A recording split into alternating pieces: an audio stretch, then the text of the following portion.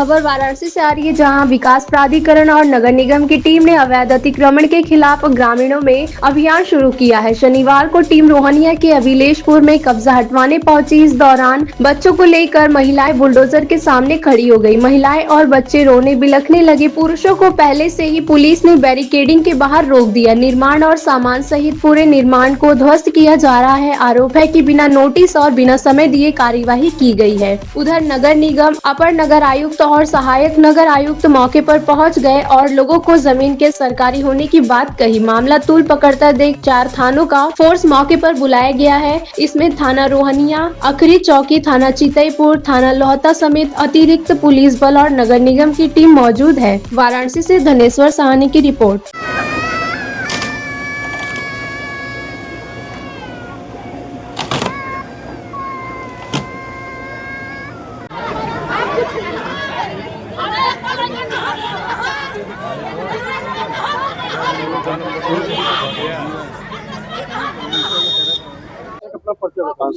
सुनील कुमार राजभर। हम रहते हैं, ये बनारस के ही है। कार्रवाई हो रही है ये अतिक्रमण हटाने का जो एक सिलसिला, ये अराजी 588 का है पूरा रकबा, 48 का एयर का है पूरा रकबा। कम से कम हमें लग रहा है कि यह 65 से 100 साल से है। इस पे 2 मंत्री लेटर पे भी लिख के दिए हैं, जो हमारे पास प्रमाण है। डीएम साहब से कल मुलाकात हुई। डीएम साहब आश्वासन दिए कि नहीं, वहां से नहीं हटाया जाएगा, क्योंकि यहाँ पे कम से कम नहीं जनसंख्या 25 के लोगों का है जनसंख्या। इनके पास कोई घर नहीं है। जो 67 का लाभ लेने योग्य है, इन लोग बता रहे 100 साल से अधिक है इनकी यहाँ पे अपनी जीवन यापन करने के लिए।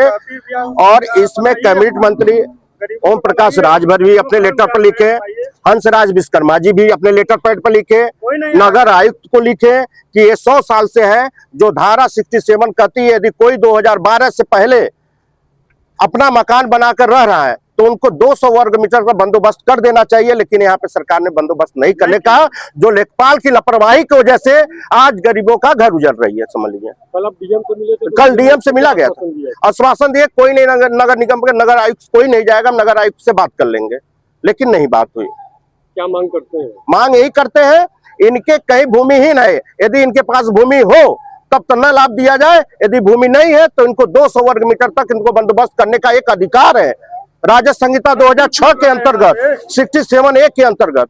जब डीएम ने आपको आश्वासन दिया, उसके बाद प्रशासन यहाँ आके तोड़ वही तो मिली भगत। हम पीएमओ कार्यालय भी माननीय मंत्री अनिल राजभर जी एकदम दिए लेटर पैड कि इन लोग को पहले डीएम ने आश्वासन दिए, पहले बसाएंगे तब देने के बाद हम उजाड़ेंगे, यदि कोई ऐसी बात होगी तो। जी, मेरा नाम सुरेंद्र राजभर है। मैं इसी वाराणसी जिले के खनाव का पूर्व प्रधान हूँ। किस प्रकार की कार्रवाई चल रही है? कार्रवाई का लोगों को सही ढंग से मालूम नहीं, इसलिए कि बहुत दिनों से इस पर 2-3-4 पुस्त जो है इस पर गुजर गया। ब्रिटिश शासन से पहले से यहाँ पर रह रहे हैं, और जो भूमि है 548 अराजी नंबर है, इस पर आबादी भी दर्ज है। और इसमें राजभर समाज का जो इस पर जो रहे हैं, इसमें राजभर समाज रहता है। आसपास भी कुछ और लोग भी हैं, जमीनें खरीद करके या बेच करके लोग मकान बनाए हैं। तो हमारा यही कहना है कि यहाँ पर जो हो रहा है ये सब गलत हो रहा है। मैं सरकार को दोषी तब मानूंगा कि अगर इसमें किसी सरकारी मंत्री, विधायक और सांसद अगर इसमें लिप्त हैं तो हम मानेंगे कि ये सरकार का दोषी है। लेकिन अगर सरकार इस पर निगाह नहीं करेगी, हमारी सरकार जब निगाह नहीं करेगी, तो हमको माना जाएगा कि नगर निगम को ये जानकारी बिना मंत्री विधायक के लिए काम कर रहे हैं। अगर ऐसी स्थिति में अगर ये काम रहे हैं तो यहाँ के नगर आयुक्त के ऊपर, इन सब के ऊपर जो है विधिक कार्रवाई हो कि गरीबों का घर क्यों उजाड़ा जा रहा है। ये आजाद भारत है, 1857 की क्रांति से लेकर के यह समाज जो है लड़ते लड़ते भूमिहीन हो गया, लेकिन इसके बाद भी इनका घर उजाड़ा जा रहा है।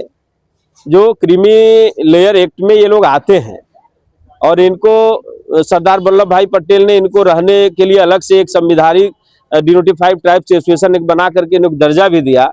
उस दर्जे के तहत इनको SC ST से पहले इनको सुविधा मिलना चाहिए। वो सुविधाएं भी हमको लग रहा है कि 7-8 साल से अभिभूत हो गया है।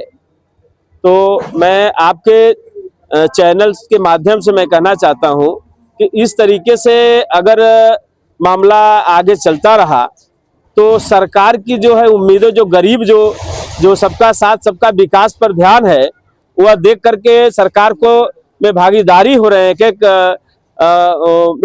व्यक्ति जो है सरकार को मान रहा है, तो ये दशा अपना देखेंगे।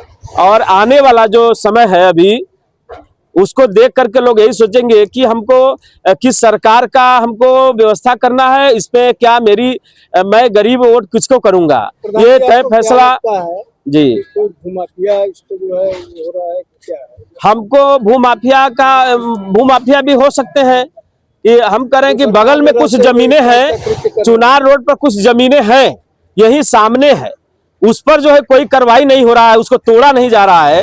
और ये जिस पर लोग मड़ई झोपड़ लगा के रह रहे हैं 1965 से अब तक, उस पर जो है कि कार्रवाई चुनार रोड वाले पर नहीं हो रहा है, इस पर हो रहा है। तो हम तो देख रहे हैं कि वो किसका है, इसका पता लगाए, सरकार पता लगाए किसका किसका है। और दूसरी बात है कि अगर कोई भी हो, किसी भी जाति या किसी समाज का इस पर है और अपना अधिकार जमा के रह रहा है, तो उसको सरकार रहने वाले जो गरीब हैं उनको ध्यान नहीं रहता है उतना, इसको सरकार को उनके नाम से कर देना चाहिए था। प्रशासन कर रहा है, अपना काम करे, लेकिन इनका ख्याल पूरा उनको रखना है कि इस पर जितने लोग हैं उनको घर बना करके 200 के एरिया के स्क्वायर फीट में वर्ग मीटर में जो है इनको जमीन दे।